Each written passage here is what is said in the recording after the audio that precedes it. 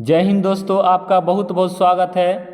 तो आज हम देखेंगे कि 2023 में जो आईटीआई का जो संयुक्त प्रवेश परीक्षा हुआ था उसमें जो क्वेश्चन पूछा गया था उसके बारे में हम डिटेल से इसमें देखेंगे। तो चलिए, सबसे पहला क्वेश्चन आपके बीच है। सबसे पहला क्वेश्चन है कि मगध विश्वविद्यालय कहाँ है। ये मगध विश्वविद्यालय जो है वो कहाँ है, तो मगध विश्वविद्यालय है आपके बोध गया में। उसके बाद अगला क्वेश्चन है आपके दूसरा कि दक्षिण भारत में जैन धर्म का प्रचार प्रसार हुआ। किसके माध्यम से जैन धर्म का प्रचार प्रसार हुआ था, तो भद्रबाहु के माध्यम से हुआ था। उसके बाद तीसरा प्रश्न है कि गुप्त काल में सर्वोच्च न्यायिक प्राधिकरण किसके पास था, तो ये था आपके राजा के पास। किसके पास था, तो राजा के पास था। उसके बाद अगला क्वेश्चन है कि लेप्चा जनजाति किस राज्य में पाया जाते हैं, या कहाँ निवास करती है लेप्चा जनजाति, तो लेप्चा जनजाति आपके सिक्किम में निवास करती है। उसके बाद अगला प्रश्न है कि विज्ञान दिवस किस तिथि को मनाया जाता है, तो विज्ञान दिवस आपके 28 फरवरी को मनाया जाता है। वही आपके 5 सितंबर को मनाया जाता है शिक्षक दिवस, 14 नवंबर को मनाया जाता है मधुमेह दिवस या बाल दिवस, और 24 अक्टूबर को मनाया जाता है संयुक्त राष्ट्र संघ दिवस।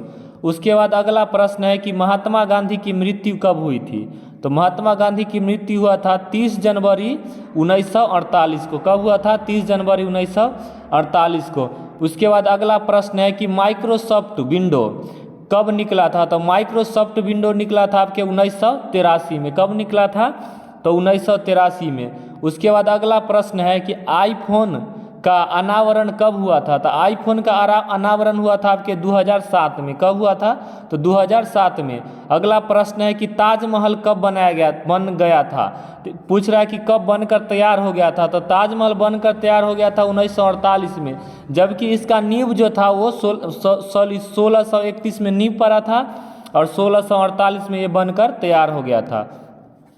उसके बाद अगला प्रश्न है कि लोकसभा का प्रथम अध्यक्ष कौन थे, तो लोकसभा के प्रथम अध्यक्ष जीवी मावलंकर थे, जिनका पूरा नाम था गणेश वासुदेव मावलंकर। उसके बाद अगला प्रश्न है कि प्लेन स्पीकिंग शीर्षक पुस्तक किसने लिखी। प्लेन स्पीकिंग शीर्षक पुस्तक एन चंद्रबाबू नायडू लिखे थे। कौन लिखे थे, तो एन चंद्रबाबू नायडू।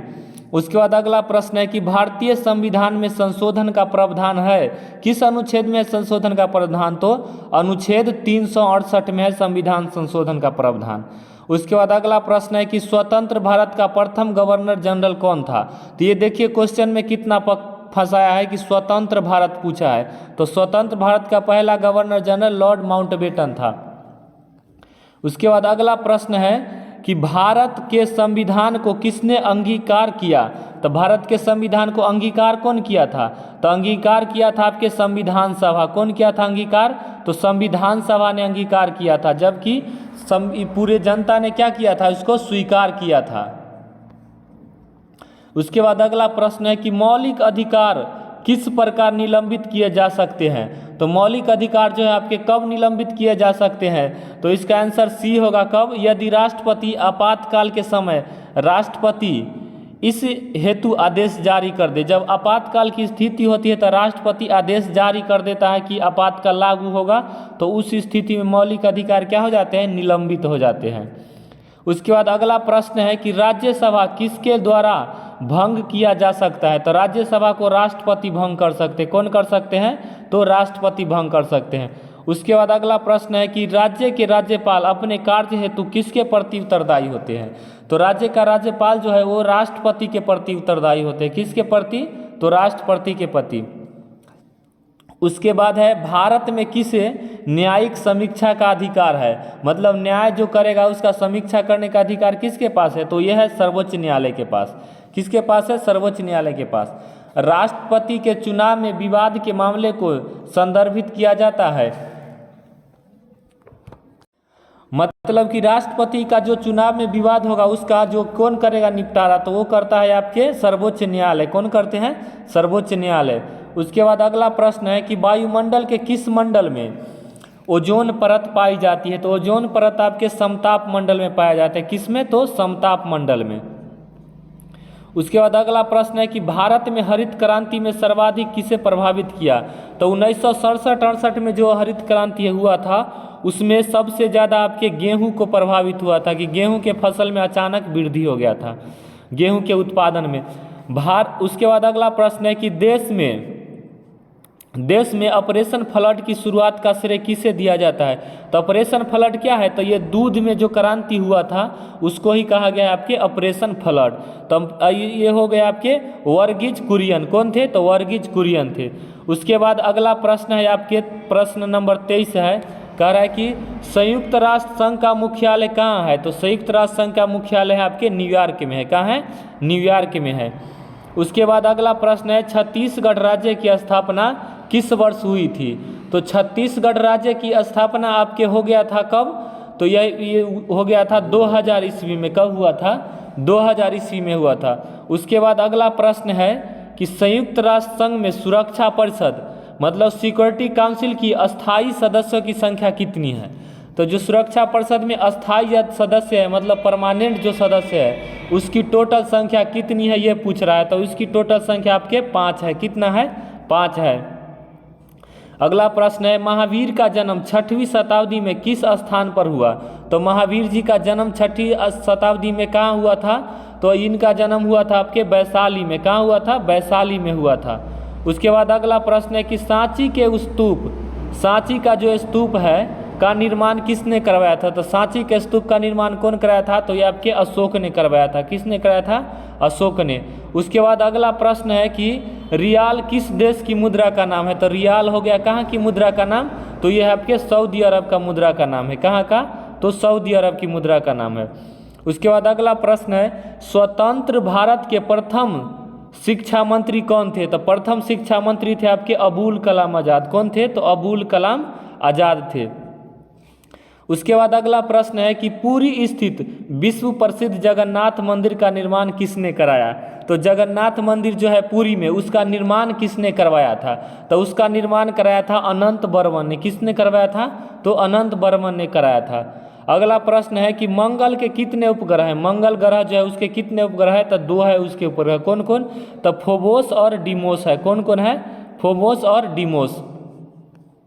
अगला प्रश्न है यूनाइटेड नेशन की स्थापना कब हुई थी? तो यूनाइटेड नेशन की स्थापना हुआ था 24 अक्टूबर 1945 में। उसके बाद अगला प्रश्न है कि लुआंडा किस देश की राजधानी है? लुआंडा जो है वो किस देश की राजधानी है? तो लुआंडा है आपके अंगोला की राजधानी। किसका राजधानी है? अंगोला की राजधानी है। यूनो का मुख्यालय कहाँ है? यूनो से हो गया आपके यूनाइटेड नेशन ऑफ ऑर्गेनाइजेशन। तो यूनो का मुख्यालय आपके हो जाएगा न्यूयॉर्क में। कहाँ है? तो न्यूयॉर्क में है।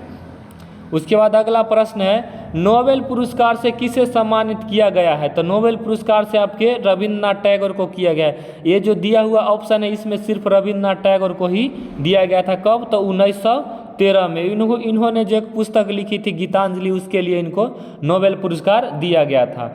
उसके बाद अगला 36 नंबर प्रश्न है कि भारत का लगभग पूरा क्षेत्र किस गोलार्ध में है?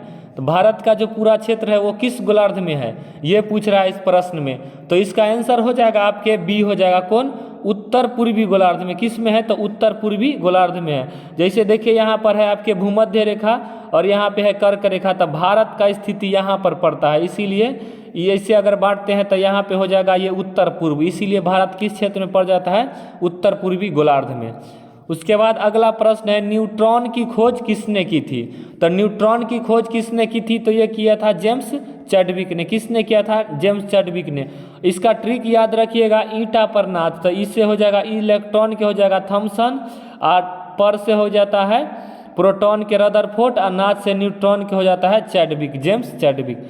उसके बाद अगला प्रश्न है निम्नलिखित में कौन जयपुर का ऐतिहासिक महल नहीं है? तो ये जो ऑप्शन में जो दिया हुआ है इसमें से कौन महल जयपुर में नहीं है? तो ये जोधाबाई पैलेस जो है ये जयपुर में नहीं बल्कि जोधपुर में है। बाकी ये सब हवा महल हो गया जयपुर में, जयगढ़ का फोर्ट जो भी जयपुर में है, कनक वृंदावन ये भी जयपुर में है आपके। उसके बाद अगला प्रश्न है अर्जुन पुरस्कार किस क्षेत्र में दिया जाता है? तो अर्जुन पुरस्कार जो है आपके ये खेल के क्षेत्र में दिया जाता है। किस में? खेल के क्षेत्र में। वही पत्रकारिता के क्षेत्र में दिया जाता है पुलित्जर पुरस्कार। उसके बाद अगला प्रश्न है भारत में प्रथम आम चुनाव किस वर्ष हुआ? तो प्रथम आम चुनाव हुआ था 1951-52 में। 1950 में चुनाव आयोग का गठन हुआ था 25 जनवरी 1950 को, इसीलिए 25 जनवरी को आपके मतदाता दिवस मनाया जाता है। उसके ही अगले साल 1951-52 में क्या हुआ था? आम चुनाव हुआ था इस देश में।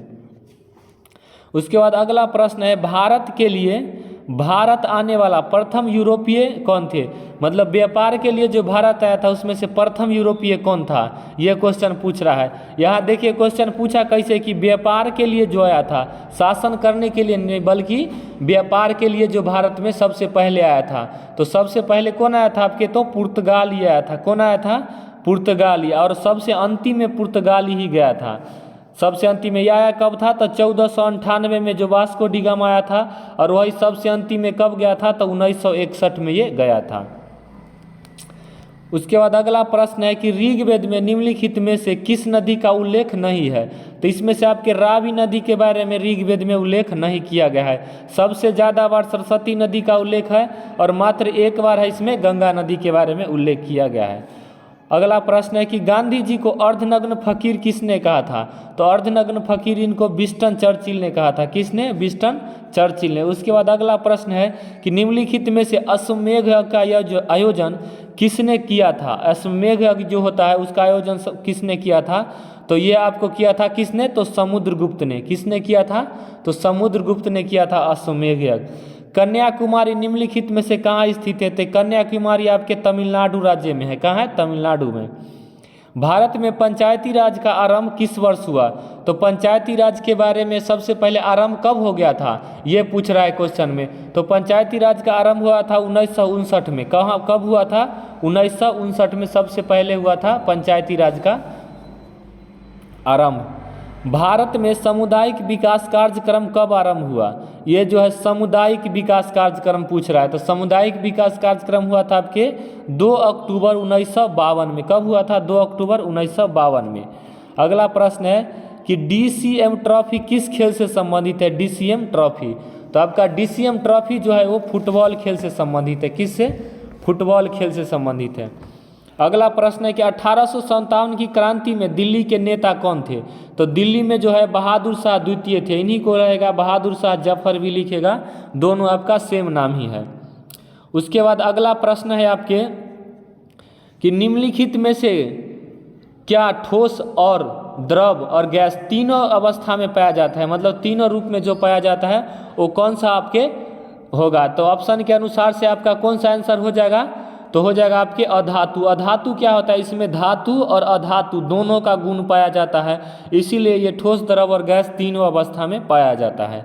उसके बाद अगला प्रश्न है हाइड्रोजन के द्रव्यमान में ऑक्सीजन के द्रव्यमान का अनुपात होगा। तो इसमें हाइड्रोजन और ऑक्सीजन के अनुपात पूछ रहा है कि कितना कितना मात्रा में कौन इसमें रहेगा। तो ये हो जाएगा आपका ऑप्शन नंबर डी, 1 अनुपात रहेगा हाइड्रोजन का और 8 रहेगा आपका ऑक्सीजन का। धोवन सोडा के एक अणु में पानी के कितने अणु उपस्थित होते हैं? तो धोवन सोडा के एक अणु में पानी का कितना अणु उपस्थित होगा? तो इसका हो जाएगा 10 अणु होगा। कितना होगा? तो 10 अणु पानी उपस्थित रहेगा। उसके बाद अगला प्रश्न है कि 8 वोल्ट के विभवांतर वाले 2 बिंदुओं के बीच 4 डिग्री सेल्सियस आवेश ले जाने में किए गए कार्य की मात्रा को क्या होती है? 4 डिग्री सेल्सियस पर जो ले जाएगा उसकी मात्रा को क्या कहेंगे? तो उसकी मात्रा हो जाएगी आपके 72 जूल। कितना हो जाएगा? तो 72 जूल हो जाएगा। इसका आप न्यूमेरिकल है हल कीजिएगा तो आराम से आप बता दीजिएगा। अगर हम इस पर भी हल करने लगे तो बहुत टाइम लग जाएगा, तो हम सोच रहे हैं कि जल्द से जल्द आपका कम समय में कवर हो जाए। तो चलिए अगला प्रश्न देखते हैं कि जब कोई वस्तु वृत्तीय पथ पर गति करता है तो घूर्णन करती हुई वस्तु पर केंद्र की ओर लगने वाला बल क्या कहलाता है? मतलब केंद्र की ओर जो बल लगेगा उस बल को क्या कहा जाएगा? तो उसको कहा जाता है अभिकेंद्री बल। जो केंद्र में अंदर की ओर जो बल लगेगा तो इसको कहा जाएगा अभिकेंद्री बल, और वही जब बाहर की ओर बल लगेगा तो उसको कहा जाएगा अपकेंद्री बल। कौन सा बल कहा जाएगा? अपकेंद्री बल। अगला प्रश्न है कि विटामिन सी का रासायनिक नाम क्या है? तो विटामिन सी का रासायनिक नाम एस्कॉर्बिक एसिड है। वही विटामिन बी का है थायमिन हो गया, और रेटिनॉल हो जाता है विटामिन ए का नाम, और टेकोफेरॉल हो गया आपके विटामिन ई का रासायनिक नाम। अगला प्रश्न है कि 1 किलोवाट घंटा किसकी इकाई है। तो 1 किलोवाट घंटा जो है वो किसकी इकाई है। तो किलोवाट घंटा आपकी किस चीज़ का इकाई हो जाएगा। तो ये हो जाएगा आपके ऊर्जा का इकाई। किसका इकाई होगा, ऊर्जा का। ऊर्जा को देखते हैं आपकी किलोवाट घंटा में हम प्रदर्शित करते हैं। भौतिक विज्ञान में किए गए कार्य को परिभाषित किया जाता है। तो भौतिक विज्ञान में किए गए कार्य को कैसे परिभाषित किया जाता है। तो ये इसके अनुसार से आपका आंसर हो जाएगा बी। बी कौन हो जाएगा। तो बी में ऑप्शन में है बी और सी दोनों। तो बी सी कौन कौन है। तो वस्तु में विस्थापित होगा। कोई भी वस्तु पर अगर बल लगाएंगे तो वो अगर यहाँ है इसमें बल लगाते हैं तो थोड़ा सा घिसक जाएगा, उसी का विस्थापित। उसके बाद सी सही है कौन, वस्तु पर क्रियान्वित बल द्वारा कार्य करेगा। तो ये दोनों आपका कौन सा सही हो जाएगा। तो ऑप्शन बी सही हो जाएगा कि बी और सी दोनों सही है। अगला प्रश्न है कि साबुन में क्या पाया जाता है। तो साबुन में जो पाया जाता है उसके बारे में इसमें पूछा है। तो साबुन में पाया जाता है आपके क्या चीज़। तो उच्च अणु वाले कार्बनिक वसीय अम्लों का सोडियम और पोटेशियम लवण कौन पाया जाता है। उच्च वसीय कार्बन वाले सोडियम और पोटेशियम लवण। उसके बाद अगला प्रश्न है कि फ्यूज तार का गलनांक क्या होता है। तो फ्यूज में जो देखते हैं कि बिजली आर का फ्यूज में लगाया जाता है उसका गलनांक क्या होता है। तो निम्न होता है गलनांक। क्या होता है उसका गलनांक। तो निम्न होता है। कि देखते हैं कि थोड़ा भी शॉर्ट सर्किट होगा तो ये तुरंत अपना टूट जाएगी तार। तो इसीलिए होता है निम्न गलनांक उसका। उसके बाद अगला प्रश्न है आपके 61 नंबर। 61 नंबर प्रश्न में कह रहा है कि निम्नलिखित में कौन से तत्व रासायनिक प्रतीक लैटिन से लिया गया है। तो रासायनिक प्रतीक लैटिन से कौन इसमें से तत्व लिया गया है। तो आयरन लिया गया है।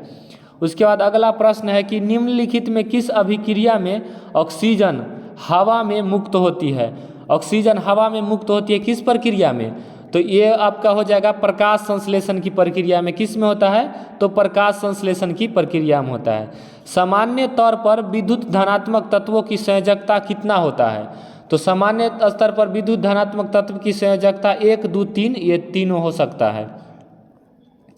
उसके बाद अगला प्रश्न है कि जब किसी पिंड पर असंतुलित बल लागू किया जाता है तब इसकी गति में निरंतर परिवर्तन होता रहता है। मतलब इसका कौन चीज़ में निरंतर परिवर्तन होता है। तो ये हो जाता है इसके आकृति में निरंतर परिवर्तन होता है। किस में, आकृति कहते सॉरी चाल में होगा इसका निरंतर परिवर्तन। कि समय समय के अनुसार से क्या होगा आपके चाल बदलते रहेगा। अगला प्रश्न है कि आधुनिक आवर्त सारणी में कौन से समूह के तत्वों का बाहरी कोश पूर्ण है। तो आधुनिक आवर्त सारणी में कौन से तत्व का बाहरी कोश पूर्ण है। तो वो तत्व हो जाएगा आपके 18वां तत्व। 18वां तत्व क्या होगा, इसका जो बाहरी कक्षा में है जो इलेक्ट्रॉन की संख्या जितना होना चाहिए वो पूर्ण है, इसीलिए निष्क्रिय हो जाता है, कोई अन्य से आपका क्रिया नहीं करता है। अगला प्रश्न है ग्लेना किसका अयस्क है। तो ग्लेना किसका अयस्क है ये पूछ रहा है। तो ग्लेना आपका हो जाता है किसका अयस्क। तो 66 का हो जाएगा आपका ऑप्शन बी। बी कौन हो जाएगा, सल्फाइड अयस्क है। ग्लेना किसका अयस्क है, तो ये सल्फाइड का अयस्क है। उसके बाद अगला प्रश्न है किसी वस्तु के कार्य करने की क्षमता को क्या कहते हैं। तो कार्य करने की क्षमता को ऊर्जा कहते हैं। उसके बाद अगला प्रश्न है आपका विद्युत सेल किसका स्रोत है। तो विद्युत सेल जो है आपके वो किस चीज़ का स्रोत है, तो ये है आपके विद्युत धारा का। किसका है, तो विद्युत धारा का स्रोत है।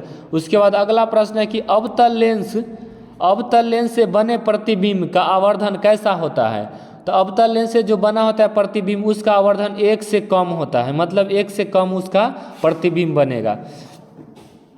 किसी वस्तु का जड़त्व निर्भर करता है, किसी वस्तु का जड़त्व किस चीज़ पर निर्भर करता है, तो वस्तु के द्रव्यमान पर निर्भर करेगा। किस पर, तो वस्तु के द्रव्यमान पर।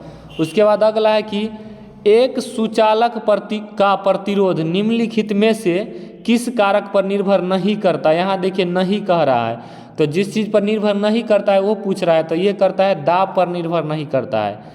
उसके बाद अगला प्रश्न है किसी वस्तु पर कार्य करने वाले गुरुत्वीय बल को क्या कहते हैं। कोई वस्तु है उस पर अगर गुरुत्वीय बल कार्य कर रहा है तो उसको क्या कहेंगे, तो उसको कहा जाता है आपके भार कहा जाता है। क्या कहा जाता है, भार कहा जाता है। उसके बाद अगला प्रश्न है आपके कि धातु ऑक्साइड और हाइड्रोजन का निर्माण करने के लिए निम्नलिखित में से कौन सी धातु वाष्प के साथ अभिक्रिया करती है। तो वाष्प के साथ जो अभिक्रिया करती है वो धातु है आपके एल्युमिनियम है। कौन है, एल्युमिनियम है। उसके बाद अगला प्रश्न है कि निम्नलिखित में से किस माध्यम में ध्वनि की गति सर्वाधिक होती है? तो ध्वनि की जो गति होती है वो ठोस में सबसे ज़्यादा होते हैं और सबसे कम किस में होता है? गैस में। और निर्वात में इसका क्या होता है? ध्वनि गमन ही नहीं करता है। निर्वात में क्या होता है? ध्वनि गमन नहीं करता है। उसके बाद 75 नंबर प्रश्न है। 75 नंबर कह रहा है कि पृथ्वी का द्रव्यमान कितना है? तो पृथ्वी का द्रव्यमान है आपके 6 × 10⁻24 kg। 6 × 10⁻24 kg। अगला क्वेश्चन है कि किसी लेंस की क्षमता +4 डायोप्टर है तो इसका फोकस दूरी क्या होगा? तो 4 डायोप्टर इसका प्लस में है तो इसका प्लस में होगा फोकस दूरी। तो इसका फोकस दूरी हो जाएगा आपके प्लस में 0.25 मीटर। इसका मतलब क्या हुआ? ये लेंस कौन सा है? तो उत्तल लेंस है। तो उत्तल लेंस की फोकस दूरी जो होता है वो आपके प्लस में होता है और वही अवतल लेंस का जो होगा वो क्षमता क्या होगा आपके? तो माइनस में होगा। अगला प्रश्न है किस रंग का प्रकीर्णन सबसे अधिक होता है? प्रकीर्णन के मतलब क्या हुआ कि उसका बिखराव सबसे अधिक किसका होगा? तो ये हो जाता है आपके बैगनी रंग का। सबसे ज़्यादा प्रकीर्णन किस रंग का होगा? बैगनी रंग का होगा। और सबसे कम प्रकीर्णन होगा लाल रंग का। और वही क्वेश्चन अगर ऐसे पूछ देता है कि तरंगदैर्घ्य सबसे ज़्यादा किसका है? तो तरंगदैर्घ्य होगा लाल का और सबसे कम तरंगदैर्घ्य होगा बैगनी का। क्यों? क्योंकि वो बिखर जाता है तो वो ज़्यादा दूरी तय करेगा ही नहीं। अगला प्रश्न है कि सदिश राशि है तो निम्नलिखित जो ऑप्शन है उसमें से सदिश राशि कौन है? तो इसमें है आपका बल है आपके सदिश राशि। बाकी सब क्या है? कार्य, विभवांतर, चाल, ये सब आपके अदिश राशि है। उसके बाद अगला प्रश्न है आपके कि 1 एम्पियर बराबर कितना होता है? तो 1 एम्पियर बराबर होता है आपके 10⁻−10 मीटर। अगला प्रश्न है किसी गोलीय दर्पण की फोकस दूरी तथा उसके वक्रता त्रिज्या के बीच संबंध क्या है? तो F बराबर R/2 होता है। क्या होता है? F बराबर R/2। उसके बाद अगला है आपका कि धातुओं के किस गुण के कारण उसके पतले बनने में आसानी होता है? तो धातु के किस गुण के कारण होता है? तो उसके आघात वर्धनीयता गुण के कारण होता है कि उसको पीट कर पतला चादर बनाया जाता है। वही उसकी लंबाई जो है वो बढ़ाया जा सकता है, लंबा तार खींचा जा सकता है, उसको तन्यता गुण कहते हैं। जैसे तान का लंबा तार बनाया जा सकता है। उसके बाद अगला प्रश्न है उस लवण का उदाहरण निम्न में से कौन सा है जिसके जलीय विलयन का pH मान 7 से कम है? 7 से कम है मतलब कि वो अम्लीय है। तो अम्लीय इसमें से कौन है ऑप्शन में से? तो इसमें से अम्लीय है आपका अमोनियम क्लोराइड। कौन है अम्लीय? तो अमोनियम क्लोराइड है आपका अम्लीय। बाकी ये सब आपके तीनों है क्षारीय हो जाता है। कैसा हो जाता है? क्षारीय। उसके बाद अगला प्रश्न है कि एक व्यक्ति 2 सेकेंड में 1000 जूल काम करता है तो उसकी क्षमता क्या है? तो ये आपका न्यूमेरिकल का प्रश्न है जिसको आप आसानी से बनाएंगे। तो इसकी क्षमता हो जाएगा आपका 500 वाट। क्या हो जाएगा आपके? 500 वाट। अगला न्यूमेरिकल ये है कि एक व्यक्ति 20 kg के सामान को जमीन से 2 मीटर ऊंचे ऊपर उठाकर अपने सिर पर रखता है, ठीक है, उसके द्वारा किया गया कार्य कितना है? तो ये भी आपका न्यूमेरिकल का ही प्रश्न है। तो इसका हो जाएगा आपके 400 जूल। इसको आप बनाइएगा जब तो जी का मान आपका रखिएगा 10 मीटर प्रति सेकेंड, तो इसके हिसाब से आपका 400 जूल आंसर आ जाएगा। अगला प्रश्न है कि परमाणु के भीतर न्यूट्रॉन द्वारा प्रोटॉन पर आरोपित बल क्या कहलाता है? कि परमाणु के भीतर जो न्यूट्रॉन है उस पर प्रोटॉन का जो बल जो आरोपित हो रहा है वो क्या कहलाएगा आपके? तो इसको कहा जाता है आपके, क्या कहेगा? तो इसको कहेगा आपके ज्वारीय नाभिकीय बल कहेगा। क्या कहेगा? नाभिकीय बल। उसके बाद अगला प्रश्न है लेंस बनाने के लिए निम्नलिखित में से किसका उपयोग नहीं किया जाता है? तो ये तो सीधा ऑप्शन में दिख रहा है आपका कि मिट्टी का उपयोग नहीं किया जाता है लेंस बनाने के लिए। इसमें मिट्टी का क्या काम है? उसके बाद अगला प्रश्न है आपके कि चंद्रमा पर किसी वस्तु का भार पृथ्वी पर उस वस्तु के भार का होता है। तो पृथ्वी पर जितना अगर मान लीजिए कोई वस्तु 60 kg का है तो चंद्रमा पर उसका 1/6 हो जाता है। कितना हो जाता है आपके? तो 1/6 हो जाता है। तो इस प्रकार से इसका हो जाएगा आंसर ए। कौन हो जाएगा? तो ए हो जाएगा आंसर। उसके बाद अगला प्रश्न है आपके कि जब एक गिलास पर रखे गए कार्ड को उंगली से धक्का दिया जाता है तो उंगली से धक्का दिया जाता है तो उस पर रखा सिक्का गिलास में गिर जाता है। यह कथन किस नियम की व्याख्या करता है? तो यह नियम किस चीज़ का व्याख्या करता है? तो ये करता है आपके आपके जड़त्व के नियम। जड़त्व के नियम क्या है कि जड़त्व में कोई भी वस्तु जो है वो अपनी जैसा स्थिति में वैसा ही वो बनाए रहना चाहता है जब तक कि ऊपर बाहरी बल कार्य न हो। ये जो कागज पर ये सिक्का रखता है तो इसको एकाएक खींचेगा तो इस जड़त्व का इस पर ये अपन बना ही रहता है और कागज पीछे निकल जाता है, इसीलिए ये नीचे ही सीधा गिर जाता है। उसके बाद अगला प्रश्न है आपके 89 नंबर प्रश्न है, कह रहा है कि कंसंटेंशन डैश धातुओं को मिश्रित करके बनाया जाता है। तो कंसंटेंशन जो है वो किस किस धातु को मिला करके बनाया जाता है, तो ये है कॉपर और निकेल को मिला करके बनाया जाता है। उसके बाद अगला प्रश्न है कि परमाणु क्रमांक 57 वाला तत्व का संबंध किस ब्लॉक से है। तो जैसे देखते हैं पीरियोडिक टेबल में आपका 4 ब्लॉक है, तो उसमें जो परमाणु क्रमांक जिसका 57 है उसको किस ब्लॉक में आपके रखा गया है ये पूछा है। तो ये रखा गया आपको इसको डी ब्लॉक में। किस में रखा है, तो डी ब्लॉक में रखा है। उसके बाद अगला प्रश्न है कि कार्य करने की दर को क्या कहते हैं। कार्य करने की दर मतलब जिस दर से व्यक्ति कार्य कर रहा है उसे कह रहा है कि शक्ति।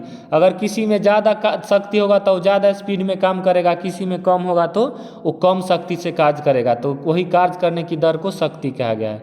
अगला प्रश्न है किसी विस्फोटक के कारण समुद्र के तल पर बनने वाली लहरें क्या कहलाती है। तो विस्फोटक के कारण समुद्र के तल पर जो लहर बनेगी वो कहलाएगी आपके अनुदैर्ध्य। क्या कहलाएगी, अनुदैर्ध्य कहलाएगी।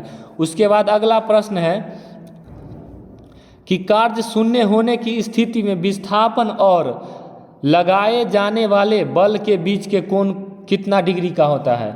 जब कार्य शून्य रहेगा तो उस स्थिति में कितना बल लगाया जाएगा, तो ये आपके लगाया जाता है 90 डिग्री का बल। तो 90 डिग्री के बल में वस्तु अब विस्थापित नहीं होता है, तो वही कह रहा है कि कितना बल लगाया जा रहा है। अगला प्रश्न है ऑक्सीजन के सापेक्ष क्लोरीन की संयोजकता कितना होता है। तो ऑक्सीजन के सापेक्ष जो है क्लोरीन की संयोजकता कितना होगा, तो 7 हो जाता है। क्या हो जाता है, 7 हो जाता है।